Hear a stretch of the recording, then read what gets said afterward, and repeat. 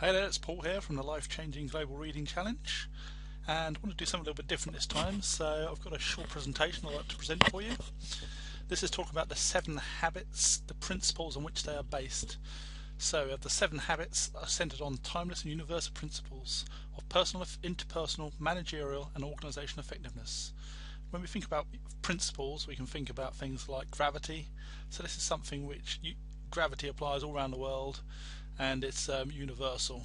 The same thing, the principles which the 7 habits of highly effective people are based on are things which are universally applied to all people, not just one specific group of people, and in all different environments.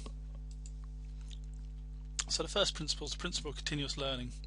This is discipline that drives us towards the values we believe in. Such constant learning is required in today's world. Continuous learning is part of what keeps us feeling empowered in our relationships and accomplishing our work. What I try and do is try to take in a lot of information and read a lot and listen to new training and train myself to better take in more information by speed reading and listen to things faster, because there's a lot of information out there. Also a big fan of book summaries, so things like Philosopher's Notes and summaries.com. There's a lot of good resources out there, so you can basically get the gist of a whole book in a small period of time. And hopefully this is what I'm doing with this, with all the notes you see on this group, where you can go and you can sort of take a look at the whole book, but in little summaries for each chapter. So here's some quotes about continuous learning. The more that you read, the more things you'll know. The more that you learn, the more places you'll go. By Dr. Seuss. Big fan of Dr. Seuss. We have probably 30 to 40 books here. Education is the kingdom of a flame, not the filling of a vessel. So this is talking about where education is not just filling up, but actually to spark off your imagination. So you find something, you learn something, but then you actually see how you can apply that in your life.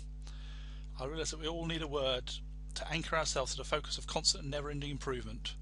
I create a simple mnemonic, CAN I, which stands for constant and never-ending improvement. A lot of people are out at UPW this weekend, and this is one of the principles he believes in, which is constant never-ending improvement. It's a Japanese concept which was brought over there by Deming from the UK, and they sort of incorporate it into their whole environment. So all different companies, people there can sort of suggest to management how things could be improved, and they made a big improvement in the whole industrial nation over there.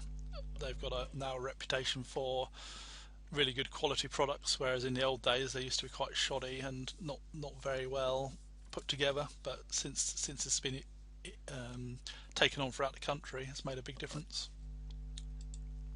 Second principle is the principle of service. Giving oneself to others help to facilitate other people in their endeavours. Here's some quotes I put together on service. To serve is beautiful, but only if it's done with joy and a whole heart and a free mind. This is similar to what the Bible teaches, where it's looking at the heart of what you're doing. If you're just serving other people just to be noticed or to get admiration from others, then you're not really doing it with the right motive. The best way to find yourself is to lose yourself in the service of others, by Mahatma Gandhi. The simple path. Silence is prayer, prayer is faith, and faith is love. Love is service, and the fruit of service is peace. This is from Mother Teresa. I slept and dreamt that life was joy. I awoke and saw that life was service. I acted, and behold, service was joy. I won't try and pronounce this name, but this is talking about actually serving other people is what can bring you joy. And this is something, again, in the Bible where he came to serve other people. A sort of good image of that is where he washed all the disciples' feet, so he was being of service to them. This is the principle of staying positive and optimistic.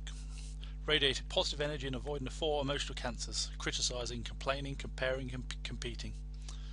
Some quotes on positivity. The point of living and of being an optimist is to be foolish enough to believe the best is yet to come. Don't cry because it's over, smile because it happened. Dr. Seuss again. A pessimist sees your difficulty in every opportunity. An optimist sees the opportunity in every difficulty. It's an important concept. If you want to be an entrepreneur, you can sort of find something that annoys you or is frustrating, then it's going to frustrate other people. So it's like, if you can find a solution to that frustration, then that's a possible business opportunity. So there's opportunities everywhere, sort of things that are people find frustrating or they can't do very well, then that's an opportunity for you to step in and improve it. The principle of affirmation of others, treating people as proactive individuals who have great potential. So this sort of talks about where things like synergy, where you look at all the different strengths of other people, and the sort of whole is better than the sum is better than the individual parts.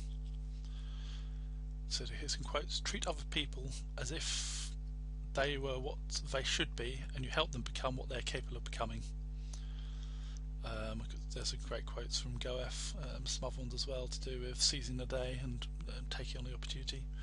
Our chief one is someone who will aspire to be what we know we could be. Remember, man does not live on bread alone. Sometimes he needs a little buttering up. So it's good to encourage other people, and if someone's doing a good job, then say so. It could be when you're going and you see good service from a waiter or in a shop, then go out your way to say, well done, you've been excellent today, or something like that. The principle of balance, the ability to identify our various roles and to spend appropriate time in and focus on all of the important dimensions of our lives. It's very important to have sort of balance in your life and not just be one focus, so not spending all your time in work or spending all your time on family. It's all about having a balance between all your different things. If you're working all the time but you're not focusing on your fitness, then you can have all the money, but if you're unwell, you can't really enjoy it. The major work of the world is not done by geniuses, it's done by ordinary people with balance in their lives who have learnt to work in an extraordinary manner. My point is, life is about balance, the good and the bad, the highs and the lows, the pina and the colada. Everyone has a house of 4 rooms, physical, mental, emotional, spiritual. Unless we go into every room every day, even if you have to keep it aired, we are not a complete person. The principle of spontaneity and serendipity. The ability to experience life with a sense of adventure, excitement and fresh rediscovery. Why not seize the pleasure at once? How often is happiness destroyed by preparation, foolish preparation? This is from Jane Austen. Say yes and you'll figure it out afterwards.